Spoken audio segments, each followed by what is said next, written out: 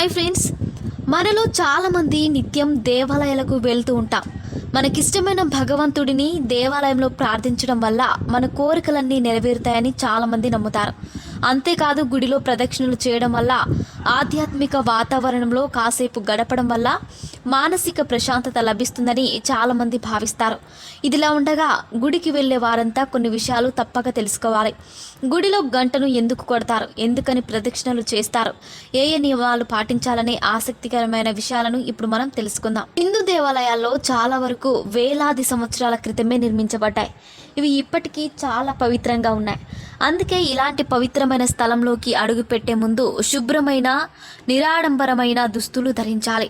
ముఖ్యంగా సంప్రదాయ దుస్తులను మాత్రమే ధరించాలి. ప్రతి ఒక్కరూ ఆలయంలోకి ప్రవేశించడానికి ముందే పాదరక్షలను బయట వదిలేయాలి. ఇలా చేయడం అంటే మీరు దేవునికి ఇచ్చే గౌరవానికి సంకేతం. ఇక మనం వెళ్ళే ప్రతి దేవాలయంలో ముందుగా మనకు ఒక గంట వేలాడుతూ కనిపిస్తుంది. భక్తులందరూ గుడిలో ప్రవేశించిన వెంటనే గంటను ఖచ్చితంగా కొడతారు.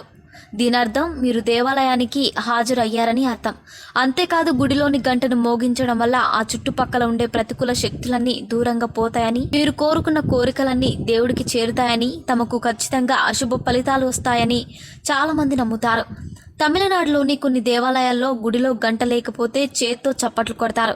దీని అర్థం కూడా హాజరైనట్టు అని అక్కడి స్థానికులు చెబుతారు. అలాగే గుడిలో తలను నేలకు తాకించి పోర్లు దండాలు పెట్టడం అనేది వినయాన్ని ప్రదర్శిస్తుంది. అదే ఇంట్లో మోగించే గంట వల్ల మనసుకు ఆధ్యాత్మిక ఆనందం కలుగుతుంది. దేవాలయంలోకి ప్రవేశించిన తర్వాత పూజలు చేయడాన్ని మనం చూస్తుంటాం.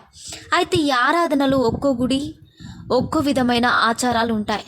కొన్ని గుళ్లలో ప్రత్యేక యాగాలు జరిపిస్తారు. ఇంకా కొన్ని దేవాలయాల్లో హోమాలు జరుపుతారు, పూజ వస్తువులను సమర్పిస్తారు. ఇలా చేయడం వల్ల దేవుళ్ళ నుంచి మనకు సానుకూల శక్తి చేరుతుందని చాలామంది నమ్ముతారు. శాస్త్రీయ పరంగా చూస్తే దేవాలయాల్లో ఉండే విగ్రహాల్లో కొన్ని లోహాలను ఉంచుతారు. వాటి ద్వారా ప్రసరించే కాంతి చాలా శక్తివంతంగా మారుతుంది.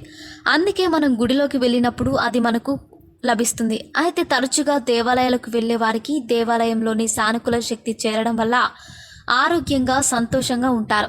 అయితే అప్పుడప్పుడు దేవాలయాలకు వెళ్ళే వారికి మానసిక ప్రశాంతత లభించడం కష్టమే అంటున్నారు పండితులు. మరిన్ని ఇంట్రెస్టింగ్ అప్డేట్స్ కోసం మా ఛానల్ని సబ్స్క్రైబ్ చేసుకోండి.